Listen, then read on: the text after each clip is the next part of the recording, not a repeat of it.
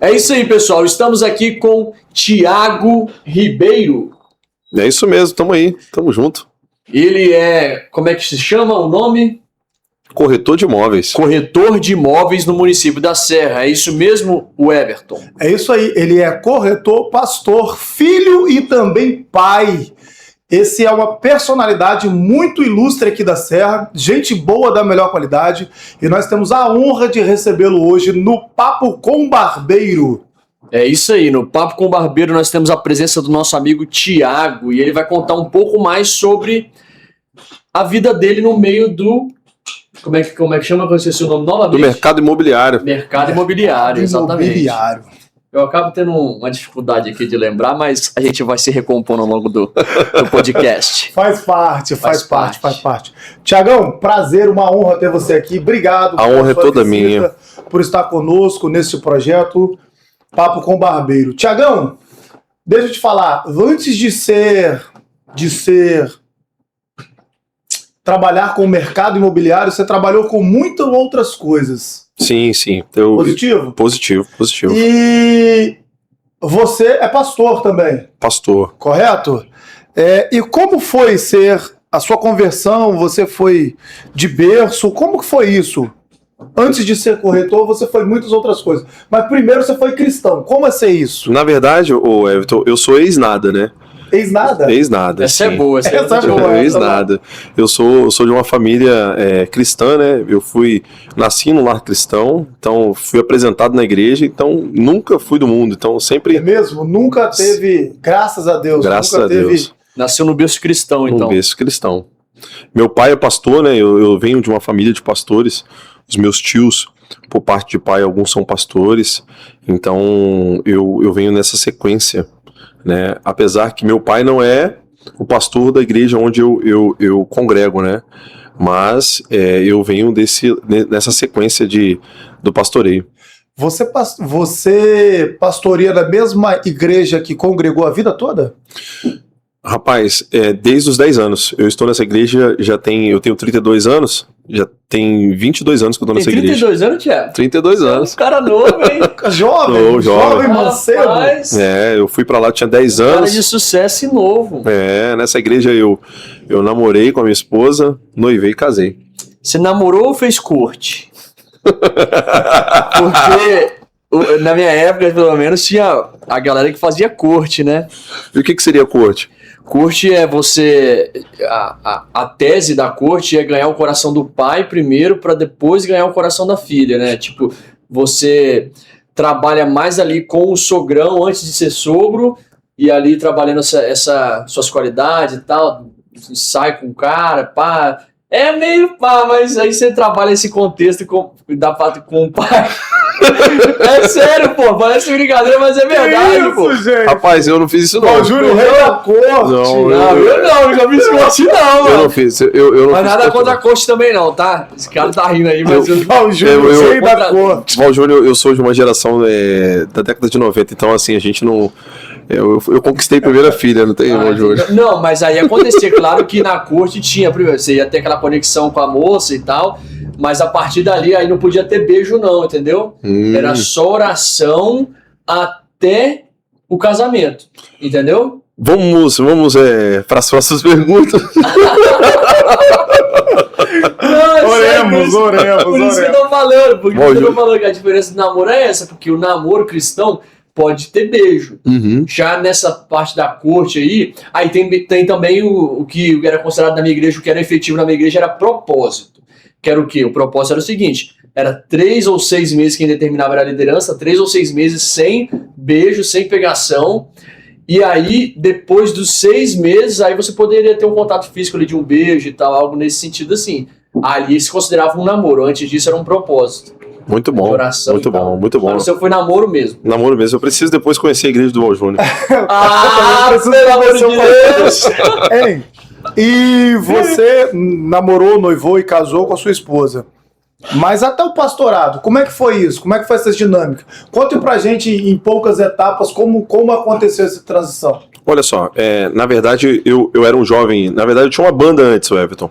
Uma banda? Uma banda. Qual é o nome dessa banda? Banda Ágape, depois se transformou em banda G-Vox. G-Vox. É uma banda de pop rock. Então, assim, dos 14 pop até... rock, eu nunca imaginaria que você tocaria pop rock. Eu não vejo você. Inclusive, pessoal, ele vai dar uma palhinha das músicas dele no final aqui. Tem coisa boa chegando. Fala aí. Eu fui, na época eu fui guitarrista, depois me promoveram a contrabaixista, depois falaram assim, Thiago, você tem jeito para ser vocalista. Aí eu virei o vocalista da banda.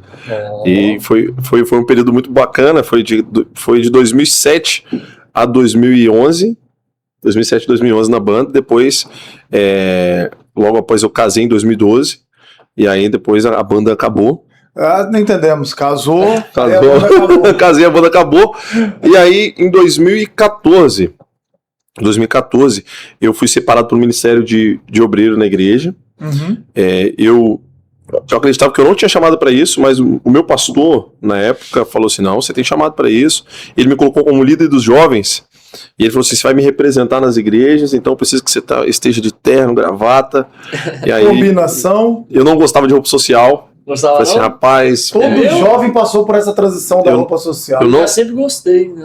Eu não gostava de roupa social, não. Mas aí comprei um terno, comprei uma gravata e fomos indo. Aprendeu a dar o nó. Aprendi a dar nó. Mas o primeiro terno foi alinhadinho? Não, alinhadinho não. Aquele terno meio terno prova. Meio Renato Aragão, com aquelas ombreiras.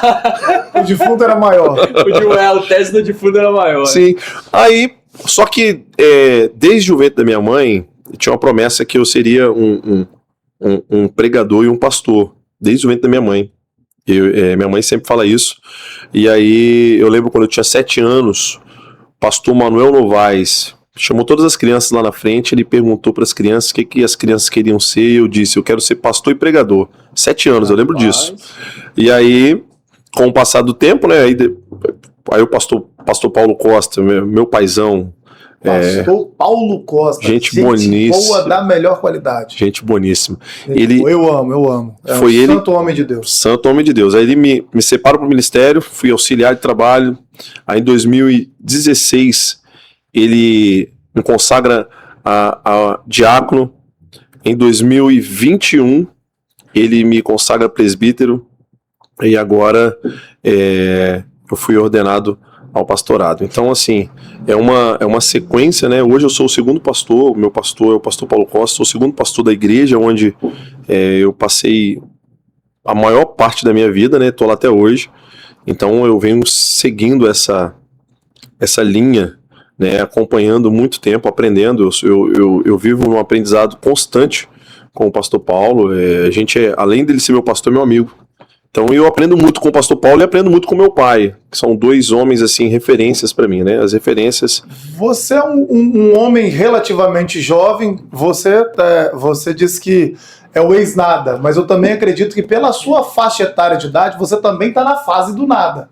Você não está nem muito velho para poder dizer que é coroa, um senhor, mas você também não está muito jovem para poder dizer que é um menino. Sim, sim. Porque ele construiu algo que o homem já tem, né? Tipo, uma família estruturada, filhos... Você tá com 32, 33? 32 anos, pô. Você tá na fase que não é nem muito jovem, nem também não é muito velho. Casou muito jovem. Na igreja... E como é que é essa transição Você pegou muito essa transição dos anos 2000 até agora dentro da igreja? Como que foi essa transição até dentro do evangelho? Muitas coisas mudaram dentro da igreja, a tecnologia, o liberalismo, algumas coisas. Você vem das Assembleias de Deus, né? Uma igreja sempre muito mais fechada. Mais tradicional. Mais tradicional até.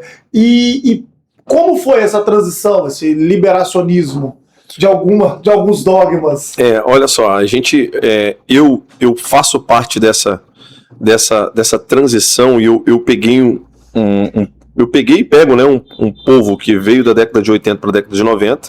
Eu sou da década de 90, então eu peguei essas raízes, esses costumes, e agora essa galera de 2000, 2010, 2020, aonde a igreja brasileira, a Igreja Assembleia de Deus, ela precisa se atualizar, e assim, aqui é um ponto importante, o Val Júnior e o Everton, que a igreja precisa se atualizar, não mundanizar. Como A igreja que precisa se atualizar. sem remover os marcos antigos, os que foram ganhos. É doloroso. É doloroso porque nós temos muitas pessoas que chegaram. É importante ressaltar que nós chegamos até aqui por conta desses irmãos que ficaram para trás, que lutaram muito para que nós tivéssemos essa estrutura que nós temos hoje. Que estrutura é essa? A estrutura da oração, pessoas de muita fé, de muita oração, de muita comunhão com Deus, mas só que aquele povo daquela época, eles não tinham conhecimento, o Everton, que hoje é disponibilizado para essa galera de hoje, né? Para a juventude. Hoje nós temos a informação na palma da nossa mão. Okay. Antigamente eu lembro que o pastor, ele que estava ali ministrando, ensinando, né? Ele estava falando, ele tinha a verdade na mão dele ali, o que ele estudava, ele passava para as pessoas ali, a boa parte eram analfabetas, né? Não tinham estudo, e era o que o pastor falava, estava escrito. Mas hoje, eu vou, às vezes, quando estou ministrando a palavra, ensinando, eu estou falando para pessoas que são advogados, administradores, pessoas formadas com nível superior, e pessoas que são teólogos também, tá? Tem muitos teólogos ali sentados ali ouvindo a gente. Então a igreja, aquilo que a gente falava assim, você não pode fazer isso que é pecado, as pessoas estudaram e viram que aquilo ali não passava nada mais nada menos do que um dogma, um costume que eles acreditavam e trouxeram até ali, que hoje não faz mais sentido. E é o que eu digo também, que poderia continuar até ser seguido. Tem coisas que aí você fala, se seguiu-se por muito tempo, a questão que eu sempre entendi é que como é que não pode basear que aquilo ali é um pecado. O pecado seria, o caso, a desobediência àquela regra. Sim. Teria que estabelecer, isso aqui é uma regra interna da igreja, da instituição e tal. Pecado é desobedecê-la. Porque não que ela é o pecado, o pecado é a desobedecer a essa regra interna, entendeu? Então era mais nesse sentido assim que eu vi esses dogmas da nossa religião. A gente vai aprendendo assim, quando a gente aceita também fazer parte de uma organização assim, nós temos que seguir. Isso. O que é importante ressaltar aqui, eu falo muito isso com a minha esposa, que nós temos que cuidar da juventude. A juventude precisa de um cuidado especial. Por quê? Porque, digamos que eles olham para a nossa igreja hoje, e a nossa igreja é uma bênção, Deus está operando, os louvores são abençoados, tem salvação de alma, tem cura, libertação, tem tudo isso na igreja, a palavra é abençoada, mas só que na nossa igreja é proibido, eu estou dando exemplo, tá, gente? Sim. É proibido fazer isso, isso e aquilo. Não, porque isso é pecado, isso é assim, assado. Aí a juventude olha para outra igreja e lá tem libertação, tem cura, os louvores são abençoados, tem tudo, e lá eles podem usar uma bermuda, lá tá tranquilo para eles, tá em paz, pode colocar um cordão, um brinco. É óbvio que a gente tá entrando por outros assuntos aqui, né? E aí eles perguntam, poxa pastor, mas lá pode, aqui não pode por quê? Isso é pecado?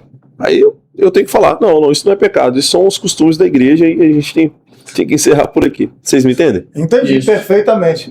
E vivendo isso, sobrevivendo a esses costumes, sobrevivendo a esses costumes e dogmas, você chegou ao pastorado. Como é? Quantos anos você tem de pastorado? Eu agora em abril, já chegou em abril, né? Dia 18 de abril, sim, faz um ano. Então, aos 31, você foi ungido, levantado e consagrado como pastor. Eu fui separado para ser o segundo pastor da igreja, né? Seu pai é pastor? Meu pai é pastor. Como é ser filho de pastor? Ser filho de pastor é um peso grande, né? Porque todos falam, não. Ser filho de pastor é você. Ser pastorzinho. Porque você tem que ser o exemplo para as pessoas, né? Olha lá, o filho do pastor lá, como é que ele é. E eu era guitarrista da igreja. Exemplo, não, eu não fui exemplo para ninguém. Mas é aí que tá também, tipo, eu acho que se coloca um peso que não é responsabilidade. Eles colocam um peso que não é responsabilidade. De uma criança ou de uma adolescente. Principalmente para um jovem, ele tá amadurecendo ainda. Sim, Exatamente, que outros jovens da mesma idade não têm essa responsabilidade. Essa mesma carga, né? Ele não tem a mesma carga. Eu lembro que meu pai, quando tinha um culto de doutrina na sexta-feira, era obrigação a gente estar lá, escola dominical e consagração. É impossível faltar. É impossível faltar. Meu pai, a revista da escola dominical tem as perguntas. Ele entregava a revista para mim e ele dizia assim: olha, quero essa revista preenchida na sexta-feira. Eu tinha que estar com a revista toda preenchida. Caraca. Toda certinha ali. Eu era obrigado a ler aquela revista e assim, graças a Deus, Everton, que isso me fortaleceu.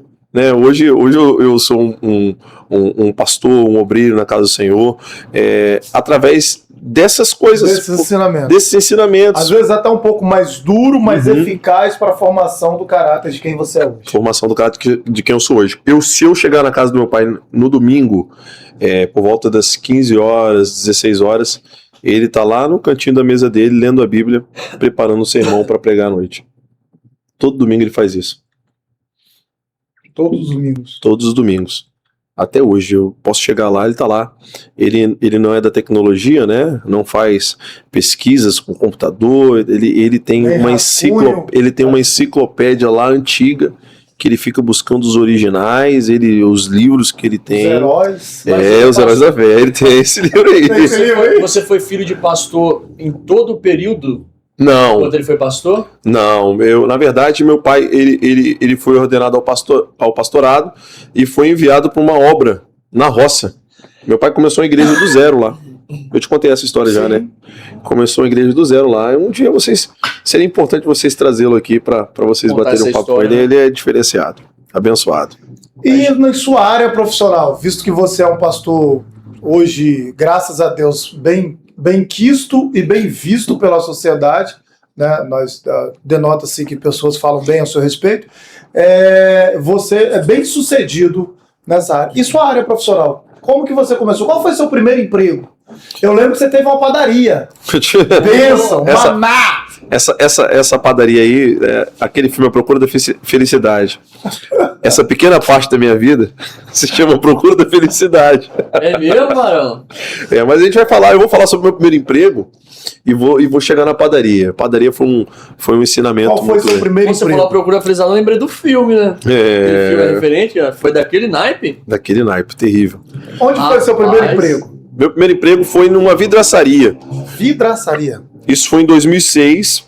O pastor Paulo Costa falou bem assim: Tiago, tem um emprego pra você. Glória. Aí eu falei, benção pura. Recebo. Aí ele falou assim: vai lá porque o cara abriu uma vidraçaria, tá precisando de um menino. Menor. Eu tinha 13 anos. Ainda. Ele falou assim: vai lá porque o camarada lá embaixo, na entrada do Planalto Serrano, abriu uma vidraçaria e ele tá precisando de um rapazinho lá. Eu indiquei você, vai lá. Fui lá, trabalhei 1 ano naquela vidraçaria. Aí quando eu fiz 14 anos, meu pai foi e conseguiu o menor aprendiz pra mim. E através do menor aprendiz, aí eu trabalhei na Ambev. Eu fui menor aprendiz. Na nossa época que surgiu o menor aprendiz. Porque você tem 32, você é 4 anos mais velho que eu, né? Que eu tenho 28. E nessa época que começou a ter, foi lançada a proposta do menor aprendiz e tal. Aí com 17 anos também entrei, eu trabalhava no Cheiro Verde, né? Até os 17, dos 12 aos 17.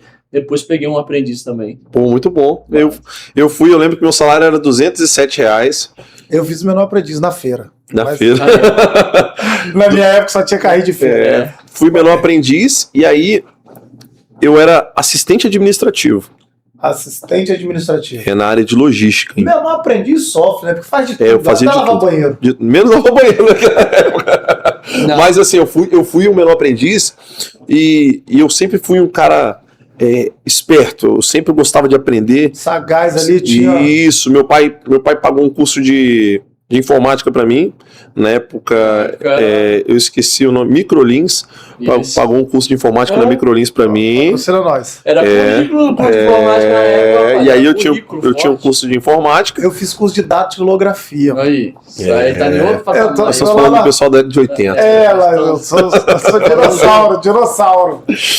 E aí, Everton, eu fui assistente administrativo, aprendi a mexer com Excel.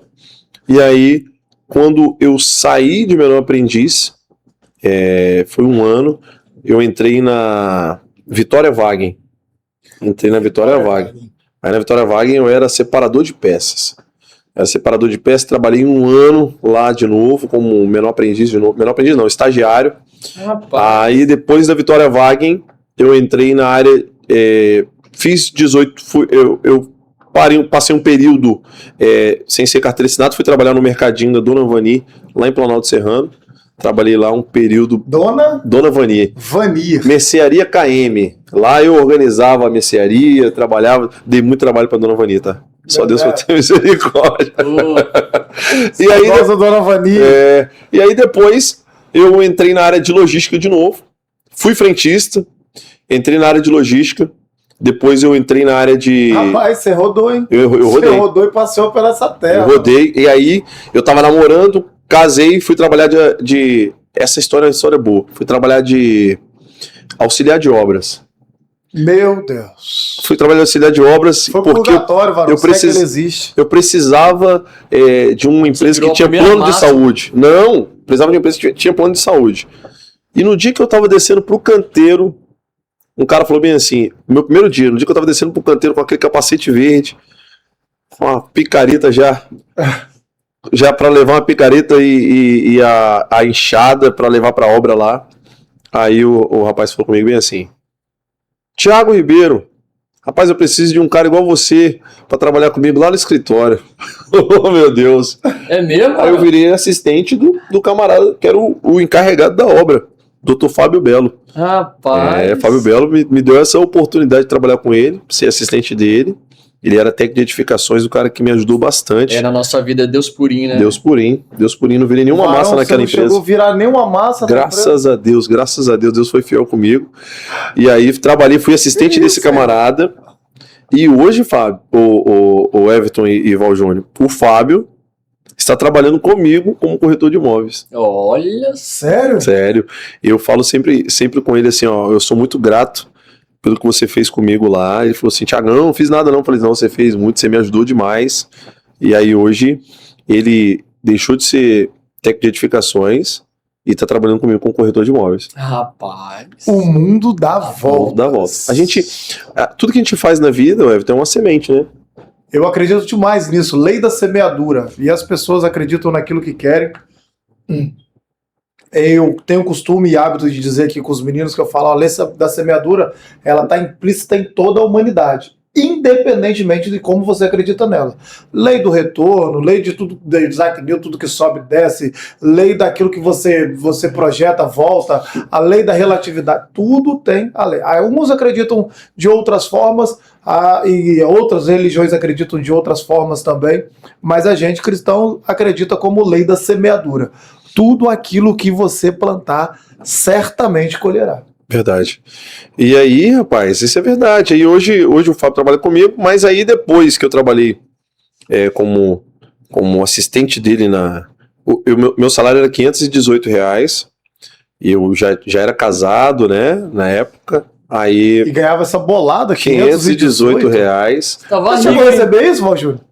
De aprendiz, sim. 518? De aprendiz. Porque o salário em 2011 era R$518. Eu ganhava o salário mínimo. Salário mínimo. 518, aí depois foi para 538, teve um aumentozinho. Eu lembro da época que minha mãe recebia 300 e não sei quanto de salário. E tipo, na época era...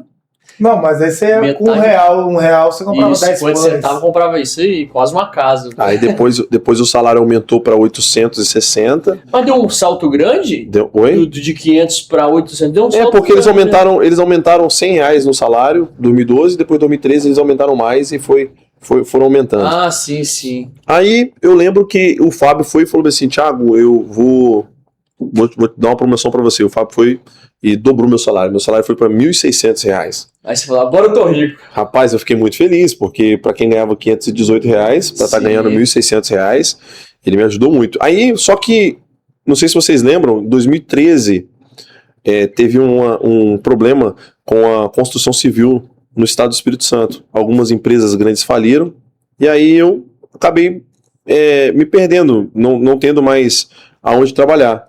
A empresa onde eu trabalhava foi pro Rio Grande do Sul.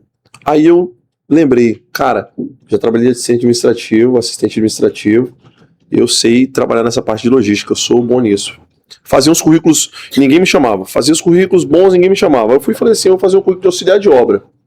Fiz o currículo de auxiliar de obra e coloquei na empresa. Eu já tinha colocado nessa empresa o currículo várias vezes como assistente administrativo, que eu sabia mexer com Excel. Fiz um currículo bem simples, auxiliar de obra, e coloquei lá. Coloquei, na outra semana me chamaram. Quando me chamaram, eu fui e falei com a moça, olha, ela falou assim, eu tô vendo que tem 2 currículos seus aqui, Thiago, me explica isso aqui. Eu fui e falei com ela, eu coloquei o currículo bom, bom, entre aspas, vocês não me chamaram, eu coloquei esse aqui, mas eu queria só uma oportunidade. Aí eles me deram uma oportunidade para ser descarregador de caminhão. Eu trabalhava na expedição nessa empresa. Já casado. E aí meu salário já era 800 e alguns quebradinhos, não lembro. Trabalhava como auxiliar de expedição e o meu encarregado era o Bruninho. E aí todo dia o Bruninho escrevia na mão tudo que recebia e no final do dia ele ficava lá batendo cabeça, vendo o que tinha recebido. Aí eu falei, Bruno, por que a gente não faz isso numa planilha de Excel, cara? Fica muito melhor, a gente bipa lá e faz. Ele falou assim, você sabe fazer isso? Eu falei, sei. Fiz, ele falou assim, rapaz, seu lugar não é aqui não, 1 mês de empresa.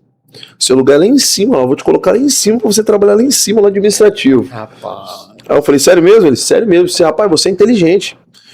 Aqui embaixo é braçal, você não nasceu pra isso, ele falou comigo. Você vai trabalhar lá em cima. Com 1 mês eu fui promovido. 1 mês eu fui promovido para ser administrativo de novo. Aí, no outro, quando eu fiz 3 meses, o salário melhorou. Na época, eu comecei a receber, acho que era 1.400 e uns pouquinhos, na época, para quem estava recebendo 800 e pouco, o salário melhorou bastante. E aí eu fui o camarada que organizava todas as cargas que tinham, eu comecei a fazer a organização do recebimento. E aí Deus foi me abençoando, depois eu virei líder de equipe. Aí depois eu só fui entrando nas empresas como líder de equipe, né? Aí chegou um período em 2014, 2015, lembro, a Vix Logística, a empresa Vixlog, a empresa que uma irmã da minha igreja trabalha, irmã Gionária. Eu estava desempregado nesse período, a irmã Gionária levou meu currículo para lá, e aí eu entrei nessa empresa, trabalhei 1 ano, só que a família da minha esposa, o negócio da família da minha esposa é uma padaria. O meu sogro tava vendendo a padaria. Estão chegando na padaria, hein? E aí eu fui... Em 2014. Ele ia vender a padaria muito barato, 2014. Ia vender a padaria muito... 2015 ele ia vender a padaria muito baratinho. E eu falei com a minha esposa, vamos comprar essa padaria. Compramos a padaria. Tinha tudo que precisava na padaria pra fazer ela rodar? A padaria tava funcionando, ele tava vendendo a padaria barato. E ele tava cansado do trabalho, né? Ele ia vender a padaria barato. Depois que você comprou, você descobriu porque ele tava vendendo barato. Eu comprei a padaria. E aqui, Valjúnior, começa a história, a procura da felicidade. Foram dias... Oi, no começo gente. é tudo maravilhoso, Valjúnior. Padaria, Valjúnior. Dono de negócio. Empresário. Empresário. Rapaz, aí, Valjúnior. Padaria não fecha, Valjúnior. Padaria não fecha. Padaria não existe. Não existe feriado para padaria, não existe Natal, não existe Ano Novo. Padaria todo dia um 24 horas. É 24 Pior que horas. supermercado. A padaria só fecha a porta ali. Tem um monte de gente trabalhando depois que fecha a porta. Eu não sabia disso. Entendeu, Everton? Eu não sabia disso. Eu tava naquele... Já fecha a porta tarde, né? E a padaria... Aí, rapaz, quando fecha tudo tarde, você tem que produzir tudo para amanhã. Outro dia. Abrir o comércio cedinho. 5 horas da manhã. 5 da manhã. Os clientes batiam na porta pra estar lá. E assim, eu fui levando isso em 2015, 2016. Quando deu 2017, eu não tava mais aguentando, não. Eu falei com a minha esposa bem assim, Aí amor... eu descobri porque ele me vendeu barato. Eu falei com a minha esposa bem assim, amor, eu tô pensando da gente vender essa padaria. Ela falou assim, amor, eu queria falar isso com você. Só que eu tava sem jeito de falar isso com você. Porque minha filha andou. A minha filha nasceu em 2015. 2015? Isso, minha filha nasceu em 2015. A minha filha andou e falou e eu não vi. E ela a minha sogra tomava conta dela. Minha mãe e minha sogra. A menina andava e falava assim. Moravam perto da padaria? Morávamos perto. Era no bairro Vista da Serra. Depois eu trouxe ela para Planalto Serrano, para Planalto. E aí, rapaz, era trabalho. E aí, pra quem eu vendia padaria? Pro meu sogro de novo. É? Ele comprou a padaria na minha mão de novo, a padaria já estruturada já, ele comprou, colocou do jeito dele e hoje é uma das melhores padarias lá no bairro Planalto Serrano. Ainda existente? Que massa! Olha, se você chegar em Planalto Serrano e perguntar onde que é a padaria do Thiago, todo mundo fala pra você, a padaria Império dos Pães. Hoje, os proprietários da padaria Império dos Pães é um negócio de família. Hoje são meus dois cunhados, o Whitney Houston e o Caleb. Como assim? Whitney Houston? É um nome diferenciado, né? O Whitney Houston é o meu cunhado aí, gente boníssima. É o nome dele mesmo? Nome dele mesmo, Whitney Houston. Curioso, mesmo? curioso. O Whitney, vocês têm que conhecer o Whitney. Rapaz, eu faço questão, cara. O Whitney Houston é um cara diferenciado, gente boníssima. E aí, eu precisava citar o nome dele aqui. Obviamente. Agora, esse... Vai dar um bom corte. A padaria... Verdade. Mano, eu fiquei pasmo que, tipo assim, foi uma parada, tipo, só vou dar 3 anos de férias pro meu sogro. Sim. Meu sogro, depois que meu sogro pegou a padaria, eu não... É bem importante ressaltar isso aqui, eu não tinha um tato pra padaria, né? Sim, e quem era? Você era o padeiro? Eu tive que virar... O dono de padaria, ele tem que saber fazer tudo, porque senão não funciona. Interessante, Everton, era quando dava na sexta-feira, sábado, você tava tranquilinho lá, achava que o padeiro ia no domingo, aí você olhava no WhatsApp, o padeiro falou assim, que eu passei mal, alguém passou mal, aí você tinha que ir pra lá. Eu fui nesse período aí, eu só ia na igreja raramente aos domingos. Só nos cultos de Santa Ceia. Rapaz, Eita, não entra nessa tese agora, não! Ué, eu ia em todos os cultos, E quem não vai em todos aqui, hein? Rapaz, eu tenho um amigo que ele... eu não gosto de citar o nome dessas pessoas assim. Graças a Deus. Que ele só vai nos cultos de Santa Ceia, tá? Eu conheço bem. Eu conheço também, rapaz, mas eu falo, raça ruim, tá? Você tá doido.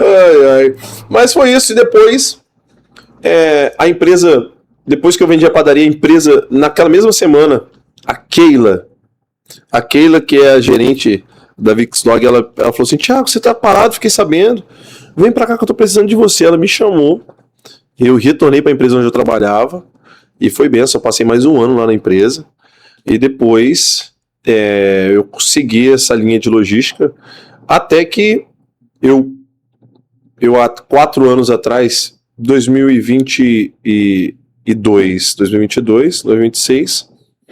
4 anos atrás eu saí da empresa de logística, onde eu trabalhei período de quase 4 anos, e entrei nessa área da corretagem. E eu queria trazer um ponto importante para vocês aqui, o Everton, foi que como que eu virei corretor de imóveis? Eu, juntamente com a minha esposa, a gente... tudo na nossa vida estava dando errado. Tudo dando errado. Uma amiga de trabalho da minha esposa disse para ela assim, Jéssica, o nome da minha esposa é Jéssica, nem falei aqui, né? Jéssica Kerolin, o amor da minha vida. É bom ressaltar. Eu vou começar aqui, eu sou o Thiago Ribeiro, tenho 32 anos, tenho 2 filhos, tenho um rapazinho, Iago, e tenho uma moça chamada Tícila Bianca, e minha esposa se chama Jéssica. 2 filhos de 32 anos de idade. 32 anos de idade. Eu tô ficando velho. A amiga da minha esposa falou com ela bem assim, Jéssica, o segredo é a gente viver na legalidade. Não que a gente não vivia na legalidade, mas a gente omitiu algumas coisas, muito normal isso, né? Sim, dentro desse... a gente acaba deixando passar algumas coisas batidas, não tem nada a ver. Isso. E ela disse pra ela em 2021. Eu lembrei do louvor, tem nada a ver, isso é normal. Olha a coisinha que faz crente se dar mal. Desse jeito. E aí, muito normal o nosso, tá no nosso DNA, tá no nosso sangue. Deixa passar algumas coisas batido, né? E ela disse pra Jéssica assim, o segredo é você viver na legalidade. Essa amiga da minha esposa disse isso pra ela. E aí, quando a Jéssica falou isso pra mim, eu falei assim, verdade. Ela falou assim, amor, nós temos que viver na legalidade. Se a gente quer prosperar, se a gente quer avançar na vida, nós temos que viver na legalidade. E aquilo ali foi um mantra pra nós. E aí, aconteceu algumas coisas no bairro onde eu morava, e a Jéssica falou assim, amor, a gente precisa sair daqui, a gente precisa procurar um lugar pra nós, vamos comprar uma casa.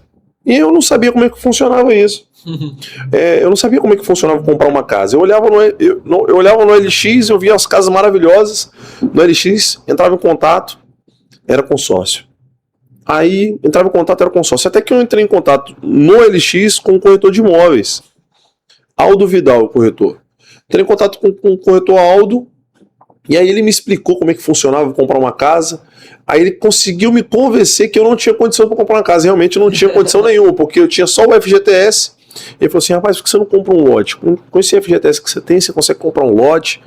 E aí não, lote eu não quero não. E eu queria morar, sabe onde, Everton? Eu queria morar em Barcelona ou em Porto Canoa. Eram os bairros que eu queria morar naquela época.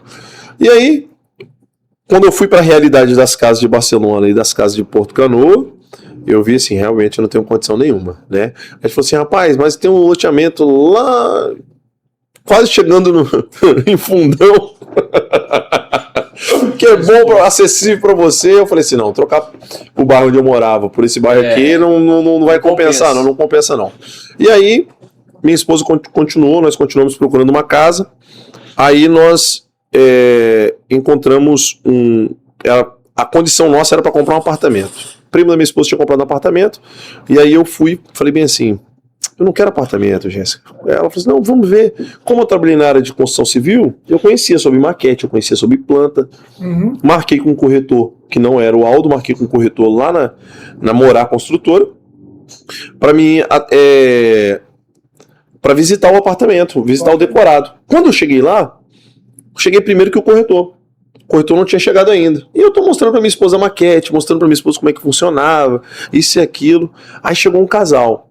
Falou bem assim, eu tava de social, Everton. Na época eu tava todo de social, né? E combinação, assembleiano. E isso, tava todo de social, tava bonito. No padrão, aí, né? aí o casal falou assim, você que é o corretor de imóveis? Aí eu falei assim, não sou corretor não. Ah, tudo bem então. Eu falei assim, meu corretor tá chegando aí. Aí beleza, depois chegou um rapaz, falou assim, você que é o corretor aí? Aí você decidiu ser, né? Falando, sou. Não, eu falei, não sou corretor não. Aí beleza. Depois do 10º você já tava... Aí beleza, aí eu tô lá conversando com a minha esposa e veio um rapaz e falou assim, rapaz, eu vi que 2 pessoas abordaram você ali, tô vendo você explicando, você não é corretor não, né? Eu falei, não sou não. Rapaz, você tem jeito pra ser corretor de imóveis, tá? Se você quiser, tá aqui meu cartãozinho, tem contato comigo. Aí eu falei com ele assim, não, beleza. Loucura, né? Não, tá aí tudo bem, tá em paz. Aí, aquilo ficou na minha cabeça, né? Não sei como é que funcionava isso. Aí tô lá tranquilo. Fui atendido pelo corretor, né? Foi atendido pelo corretor que a gente marcou para ver. Aí ele falou assim comigo assim, rapaz, você tem um jeitão para ser corretor de imóveis, cara. Por que você não vira corretor? O corretor paga bem, você vai ganhar bem, cara. Você fala bem, você tem um jeito. Ó, Voltura, se você quiser, eu te apresento o dono da imobiliária pra você ser corretor de imóveis. Aí eu falei assim, rapaz, será? Ele falou assim, vai ser bom, beleza. Cheguei em casa, procurei no Google como é que funcionava a questão de corretor de imóveis. E vi que os rendimentos eram legais, né? Pelo menos no Google me mostrando. Quando a gente começa a falar muito sobre corretor de imóveis, falando sobre essas questões assim, qualquer assunto, pra você. Isso, o Instagram começou a me mostrar muita coisa sobre corretagem, Beleza. Naquela semana nós íamos para Minas Gerais. E eu fui falando com a minha esposa sobre corretagem, isso e aquilo. Quando nós chegamos, o pastor Paulo ele ia pregar lá em Minas. E aonde nós íamos, a pessoa que ia receber o pastor Paulo lá, eles eram uma das pessoas mais bem-sucedidas daquela região ali. E nós ficamos hospedados na casa eles são um casal de pastores, né? Esse casal de pastores. E aí a casa deles... Uma casa maravilhosa, né? Deus abençoou muito eles também. E aí eu falei com a minha esposa, falei assim, amor, a gente um dia vai ter condição de ter uma casa nesse nível aqui. Aí ela disse pra mim assim, mas com o trabalho que você tem, acho que vai ser difícil.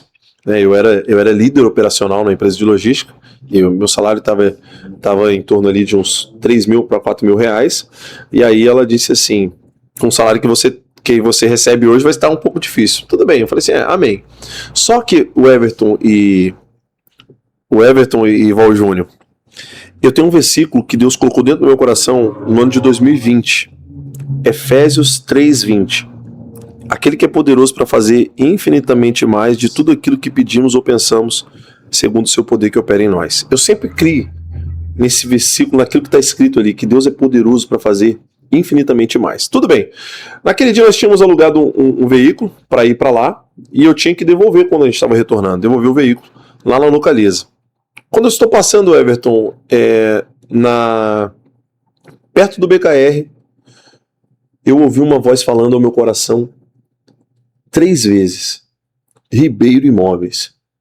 Falou isso 3 vezes comigo. Ribeiro Imóveis, Ribeiro Imóveis, Ribeiro Imóveis. Eu fui, peguei o telefone, liguei para minha esposa na hora. Falei assim, amor, já sei. Vou montar uma imobiliária para mim. Eu vou ser corretor de imóveis. Ela falou, calma aí.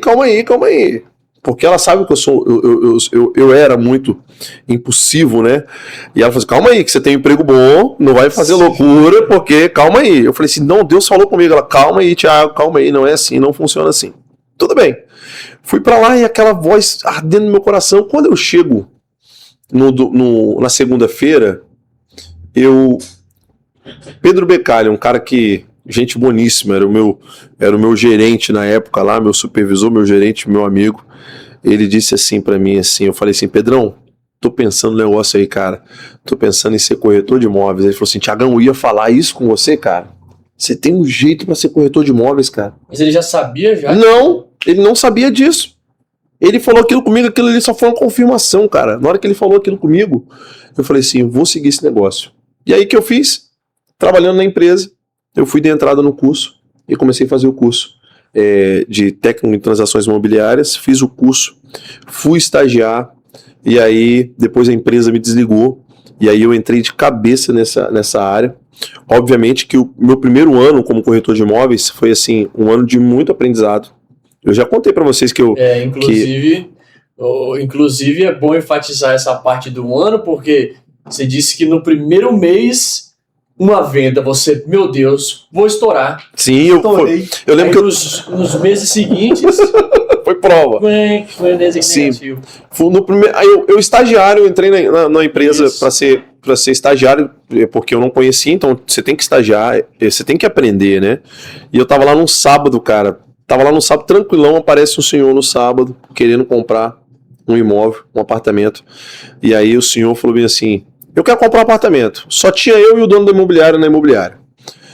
Aí eu fui lá, e ele queria comprar um apartamento. Na época, ele queria comprar um apartamento de 100 mil reais. Olha só, hoje a gente, raramente você achar um apartamento de 100 mil. Ele falou assim, eu quero comprar um apartamento de 100 mil reais que eu quero dar de presente. Você vai encontrar um pra mim, né, Vasco? Ele falou, a gente pode... não prometo, mas a gente pode fazer, né? Oh, meu Deus! Existem formas. Existem jogar essa aqui logo, vai se comprometer logo, né? Não tem jeito. E aí... Você queria pegar ele no gancho, fazer ele liso, papo liso. Aí ele falou bem assim, eu quero comprar um apartamento que eu quero dar de presente pra minha filha. Rapaz, eu procurei... 100 mil reais. 100 mil reais. Procurei, assim, em Jardim Limoeiro. Nós tínhamos um apartamento de 100 mil reais lá em Jardim Limoeiro. Fomos lá. Bem localizado. Ele entrou no apartamento, fez bem assim, ó. Falou assim, vou comprar esse apartamento. Quero ficar. E aquele coroa, ele tava com 100 mil reais em dinheiro pra comprar aquele apartamento. Aí eu falei assim, oh meu Deus, agora eu tô feliz. Depois disso, foi só ladeira abaixo. Eu achei que era muito fácil, né? Peguei o comissionamento, feliz da vida, torrei tudo. Nunca tinha visto tanto dinheiro e assim na minha mão, assim. Sim. Depois foi só ladeira abaixo. Depois fui fazer venda só depois. Passei um ano, o Everton, minha esposa, minha esposa acreditou no processo. Minha esposa acreditou. Fui trabalhar com corretor de imóveis, não tinha dinheiro, não tinha passagem. Eu entrava pelo portão a porta da frente do ônibus, falava que ia descer no terminal para recarregar a passagem, e eu ia para a imobiliária. O Edgar Romanha abriu as portas da imobiliária para mim, e assim, eu lembro da oração que eu fiz. Em março eu vou fazer minha primeira venda. Eu sempre fazia essa oração quando eu entrei na imobiliária do Romanha, que é a Romanha Imóveis. Falei assim, em março eu vou fazer Romanha Imóveis. Trazer você aqui, tá? O Edgar Romanha, o cara é diferenciado. Ainda trabalha nessa. Trabalho lá. Estamos em contato com ele já para trazer ele aqui, deve ter histórias boas. Isso.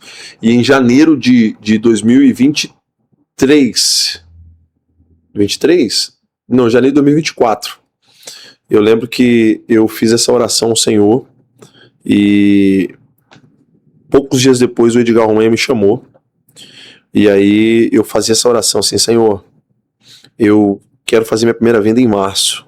E em março eu fiz minha primeira venda. E daí em diante, Deus foi escancarando as portas. Obviamente que eu passei o 2023 todinho vendendo almoço para comprar janta. E outra coisa, eu não falei para vocês. Opa. Nesse período, eu me aventurei em ser locutor. Então, Everton, eu fui locutor. Talento tem, né? Eu fui locutor. Faz uma chamadinha pra nós aí. Faz a chamada do Papo com Barbeiro. Papo com Barbeiro. Venha você também. Tá vendo? Papo com Barbeiro, falta só você aqui. Aí tem talento, hein? Na Wolf Barbershop. Nós estamos aqui no podcast Papo com Barbeiro. O que aconteceu? Eu fui locutor. Como que eu virei locutor? Né? Em 2020, na pandemia, a nossa igreja, todas as igrejas fecharam lá no bairro. Todas não, né? 90% das igrejas do bairro fecharam. E a nossa igreja terrível, né? era a última igreja do bairro. É a última igreja do bairro. Nossa igreja não fechou. Nossa igreja não fechou, a fiscalização não chegava lá. Então nossa igreja não fechou e nós vimos a necessidade de aumentar a igreja. Você chegou aí lá na pandemia, Everton? Na pandemia, não. Que bênção, Marão. Era ponto final e... no ponto final do bloco B. E aí a nossa igreja, assim, muita gente vindo, muita gente. A nossa igreja estava pequena. E nós vimos a necessidade de aumentar a igreja. E Deus, muitas promessas de Deus para que a igreja seria... nós aumentaríamos aquela igreja ali. E aí eles queriam reformar e nós tivemos a ideia, não, vamos comprar um outro espaço para a gente aumentar essa igreja, fazer uma igreja maior. E foi o que nós fizemos. Aí, em muitas reuniões de alinhamento com algumas pessoas da diretoria, e na época eu não era o segundo pastor ainda, né? Eu sempre Hoje você já é o segundo pastor. Hoje eu sou o segundo pastor da igreja. Você é o segundo pastor tipo, regional ou daquela igreja? Daquela igreja ali. Você é de qual campo? Eu sou do campo... Eu sou do campo de Jacaraípe, né? Sou do campo de Jacaraípe. Quem é o pastor presidente do campo de Jacaraípe? Nosso pastor presidente é o pastor Walter Avelino, né? Grande e saudoso pastor Walter Avelino, o homem que fundou e levantou muitos e grandes homens de Deus aqui. O pastor Walter. Santo. Pastor Walter Avelino. Gente Forte bonita. abraço, né? Deus abençoe o pastor Walter. Pastor Walter é um exemplo, é bênção. Eu tenho aonde conhecer que vocês falam dos homens. Não, assim, pastor Walter Avelino, ele é o 01 do Espírito Santo. Ele é o 01, rapaz. Ele pastor Walter, eu acho que ele é tenente da polícia militar. Inteligentíssimo, homem de Deus. Inteligentíssimo. E, além de tudo, educadíssimo. Sim. E aí você era Olha o sorriso dele. vislumbrado, né? Muita felicidade. Aleluia! E voltando ao menu anterior, Você queria expandir a igreja. A expansão da igreja. a igreja, nós tivemos uma ideia, vamos comprar o terreno do lado. A mulher queria vender por 80 mil na época. Aí, se a mulher queria vender por 80 mil, vamos fazer rifas pra gente conseguir arrecadar esse dinheiro, porque a gente não tinha o caixa zerado da igreja. Um rapaz teve a ideia, vamos comprar uma moto e vamos rifar essa moto, que a gente consegue fazer um dinheirão.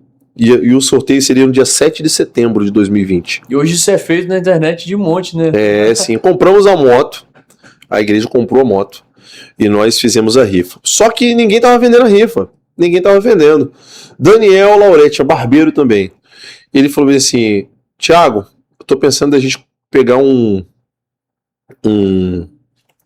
carro, esqueci o nome, rapaz, um trio elétrico, botar essa moto em cima e você fala bem, Thiago, você ir falando, anunciando como se fosse um locutor. Eu falei, rapaz, eu não sei fazer isso não, faz. Então, eu falei, não sei fazer isso não. Pra mim, ele tinha esquecido, né? Ele falou isso comigo um tempo. Rapaz, ele falou assim, Thiago, aluguei o trio elétrico e é sábado agora pra você fazer isso, você vai ficar em cima do trio, vai ficar anunciando e a gente vai vir atrás vendendo as rifas. Eu falei, sério, cara? Rapaz, eu fui no YouTube, fiz um cursinho rapidinho no YouTube de como ser locutor. E aí eu fui pro trio elétrico, comecei a anunciar. Eu lembro que um dia, no dia que eu tava anunciando, passando lá no bloco B, o dono da nossa rede de supermercados, Júlio César, ele falou comigo bem assim, cara, eu gostei da sua voz, cara. quanto que você cobra para ser locutor? Porque eu preciso de um locutor, vou inaugurar minha loja aqui, eu preciso de um locutor igual você para inaugurar. Eu falei assim, rapaz, eu não sei quanto que é não. Eu não sou locutor não. Não, rapaz, você é locutor sim, você fala bem demais. Eu quero que você trabalhe para mim. Eu falei assim, rapaz, eu não sei quanto que é. Ele falou assim, cara, eu pago R$50 a hora. Se você quiser, eu pago R$50 na hora e você vai ser o locutor meu aí. Você quer? Aí eu falei assim, R$50 a hora, 4 horinhas, R$200. Falei assim, quero. Aí eu fui, aceitei ser locutor do Nossa Rede de Supermercados, depois fui locutor das lojas lá embaixo. Teve um rapaz Leandro da Dubai Stories. Ele me contratou e eu fui locutor assim, exclusivo da Dubai. Enquanto eu fui locutor, ali me ajudou muito, porque eu estava na transição para ser corretor de imóveis, não tinha renda ainda, e aos sábados eu fazia locução lá, então eu tirava um dinheirinho todo sábado. Não era um extra, aquilo ali era o que estava girando a economia da minha família. A base mesmo. Mas aí já tinha aumentado o valor da locução? Não, era a base, era R$50. Mas agora ficou algo fixo, algo né? fixo, eu fazia. Fazia 6 horas por dia. Sim. Aí teve um camarada chamado Fábio, da farmácia, ele era locutor da farmácia, Mônica. Ele falou assim, negão, vou te colocar na Mônica. Aí ali foi meu auge. Ali eu tava tirando assim, uns R$1.000 e poucos. Era final de semana porque também? eu fazia toda quinta, sexta e sábado locução, e aí já era um valor fixo. Sim. Então quinta, sexta e sábado eu fazia na Mônica, e depois eu ia pra Dubai, eu fui fazendo assim, fui tirando um dinheirinho. Ali foi Deus me sustentando. E lembre-se daquele versículo, Deus é poderoso para fazer infinitamente mais. 2022, fui morar de aluguel, aventurei, fui morar de aluguel, quando eu saí da empresa que eu trabalho carteira assinada, fui morar de aluguel. Falei assim, primeiro mês, estagiário, fiz uma venda, imagina, eu consigo morar de aluguel tranquilo. Eu morava em cima da casa dos meus pais antes. Eu tinha minha casa em cima da casa dos meus pais. Saí de lá e fui morar de aluguel. Me aventurei. Foi só ladeira abaixo. Minha esposa sustentou tudo. E as locuções também que me ajudaram bastante. Sim. E eu lembro de uma oração, Everton, que eu fiz naquela casa quando eu entrei de aluguel. Eu disse assim para meus filhos, assim, ó, essa é a primeira e última casa que a gente mora de aluguel. Próxima casa que a gente for mudar, nós vamos morar na nossa casa. Você verbalizou isso? Verbalizei isso.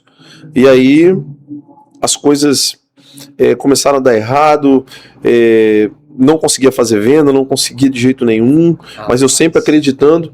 Tive propostas de emprego boas propostas de emprego eu tive, mas eu tinha uma convicção, eu tinha uma certeza, Everton, que as coisas iam dar certo. Eu tinha uma certeza. Eu lembro, não sei se você lembra, que eu vim aqui e pedi pra você cortar meu cabelo baixinho. Você lembra? Lembro. Eu pedi pra cortar o cabelo baixinho porque eu não tinha dinheiro pra cortar depois. Eu pedi pra passar a máquina baixinho no meu cabelo porque eu não tinha dinheiro pra demorar a crescer. Como eu virei o seu barbeiro. É. Uma situação um pouco constrangedora, lá não vamos tocar nisso. Só que o nosso barbeiro ainda joga minoxidil no nosso cabelo. Exato. E eu cortava meu cabelo baixinho porque eu não tinha dinheiro pra... Rapaz, ele não tinha dinheiro pra cortar cabelo e ele chegou numa barbearia, não vou dizer o nome do barbeiro por ética profissional, e aí o barbeiro distratou ele. Sim. Não, tira a ética aí, vamos... O nome dele é... Não. Brincadeira. Sim. Aí o cara falou, não, cabelo aqui, fiado, só tal dia, não posso te atender hoje não. E... Aí te encontrou. Aí depois passou um tempo, ele passou a cortar comigo. Desse jeito. E aí, o Everton, o Everton e Val Júnior, eu verbalizei isso. Por algum motivo, a casa onde eu estava, minha filha quis um cachorro, aí eu comprei um cachorro e eu estava morando de aluguel, ficou muito apertado para ter aquele cachorro. Aí eu tive que mudar para uma casa maior. Mudei para casa maior e fiz a mesma oração de novo. Falei assim, ó, essa aqui, meninos, essa é a última casa. Falei com meus filhos e minha esposa, que a gente mora de aluguel. E aí, Everton, as coisas começaram assim, a dar muito errado. Tudo começou a dar muito errado, não saía venda de jeito nenhum. E aí... Quantos meses de corretor já? Eu já tinha 1 ano de corretor já. 1 ano. Quantas casas vendidas com 1 ano? Eu tinha vendido, com 1 ano, eu tinha vendido 3 imóveis. Dentro de 1 ano? Dentro de 1 ano. Meu pai. 3 imóveis. E assim, não era aqueles rendimentos que eu esperava ter, né? Eu também não tinha alguém para me ensinar. Eu fui assim, muito na vontade Muito mesmo. cru. Muito cru. E aí, o Everton, eu lembro que eu fiz essa oração para Deus, né? Para Deus mudar minha história. Nos primeiros dias de janeiro, pedi essa oração para Deus mudar minha história. E aí eu fui, a Romanha me chamou. A mulher da casa pediu a casa onde eu morava.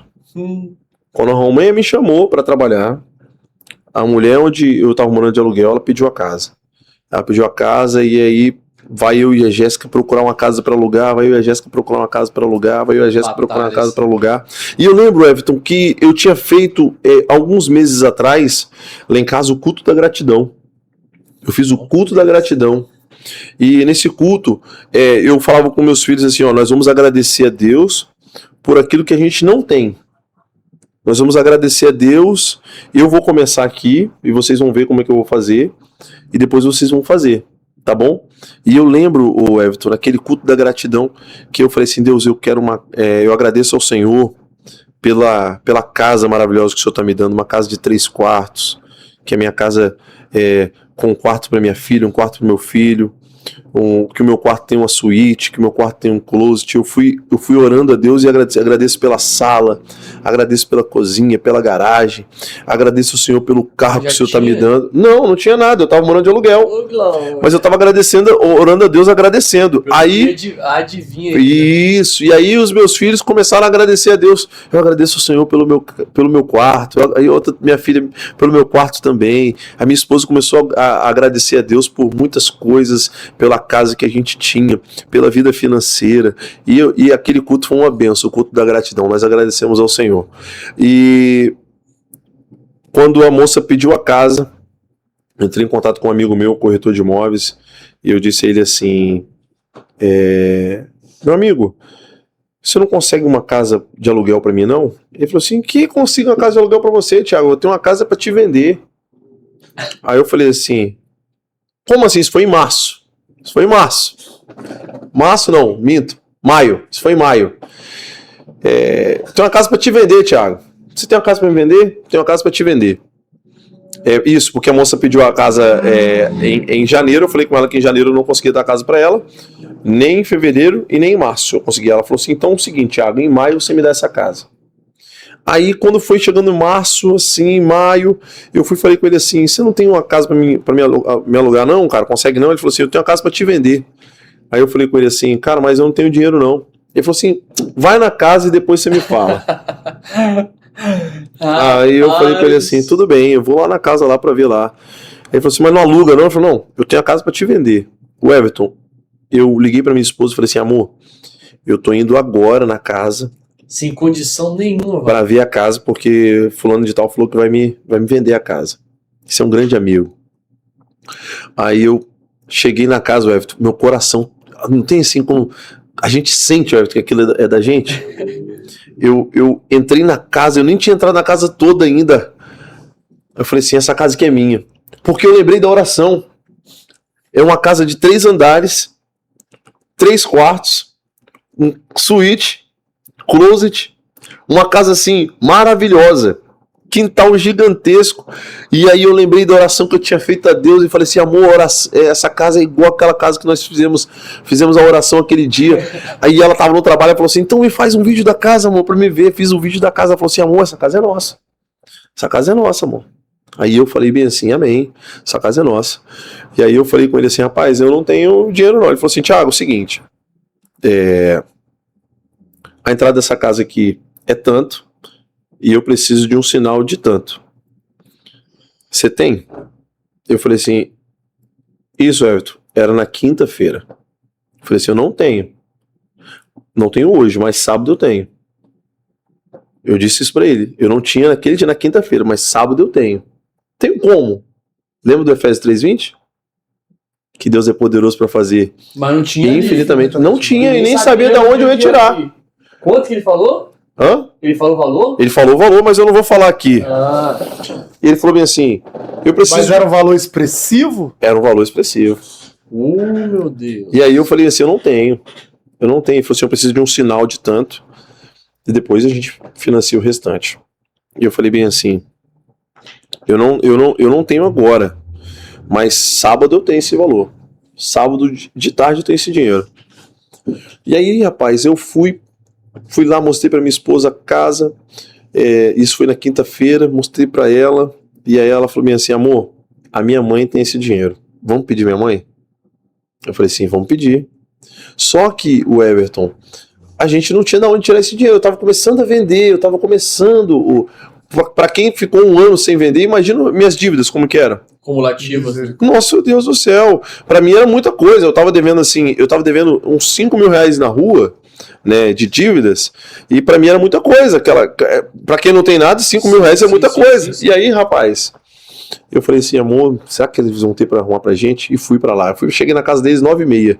Eu só consegui falar com eles que eu tava precisando desse dinheiro, era 00:30. Nossa senhora, a dor... Na hora que eu falei, o meu sogro disse assim, sério mesmo, Thiago? Eu falei, sério. Nós vamos ajudar vocês. Nós vamos ajudar vocês. Mas eu quero ir lá na casa agora pra ver essa casa. Eu falei, agora? Não, eu quero ir lá agora. Rapaz, sai a gente, 00:30 pra ir lá na casa, mostrar a casa. Eu tava com a chave na mão. Mostrar a casa pra ele, falou assim, essa casa é de vocês. O que ele falou comigo? Sábado eu tenho esse dinheiro pra te entregar. Eu não falei que era sábado. Nossa, mãe do céu. Ele falou comigo assim, Thiago, sábado eu tenho esse dinheiro pra te entregar. Pegou meu sogro dono de padaria, pegou aquele monte de dinheiro, me entregou nota de 2, nota de 50, nota de 100, moeda pra lá e pra cá. Peguei o dinheiro todo, contei, organizei as notas, levei, entreguei na mão do rapaz. E hoje eu moro na minha casa, graças a Deus. E Deus foi fiel demais. Porque Deus é poderoso, né, Everton? Pra fazer. Infinitamente mais. Quando a mulher me liga, dona da casa, fala assim, Thiago, eu quero minha casa. Eu falei, sua casa já está desocupada, dona Maria. Já está limpinha lá. A senhora pode pegar a casa da senhora. Tá aqui a chave da senhora. Eu já estava morando na minha casa. Cumpri o contrato certinho, paguei todas as contas que tinha que pagar.